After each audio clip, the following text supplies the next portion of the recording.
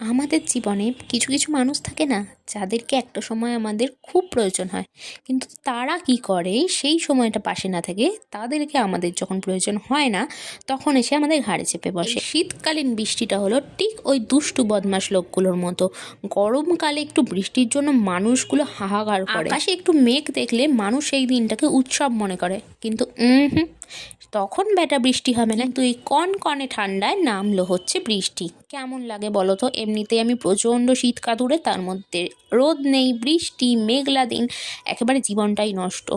আর এদিকে বোন ডিম সেদ্ধকে ফুটো করে তার ভেতরে ম্যাগির ঝোল ঢোকানোর চেষ্টা করছে। ওর এসব কাণ্ড কারখানা দেখে নেওয়ার পর আমি চলে গেলাম যোগায়, এবং দে পেয়ার দে গান শুনতে শুনতে চলে আসলাম বাড়িতে। আজকের দিনটা তো এভাবেই কাটালাম। তোমরা আমাকে কমেন্ট করে জানাও, শীতকালীন বৃষ্টিটা তোমরা কি এনজয় করছো, নাকি তোমাদেরও আমার মতো বিরক্ত লাগছে? ভালো লাগলে লাইক, শেয়ার, সাবস্ক্রাইব করে দিও। টাটা।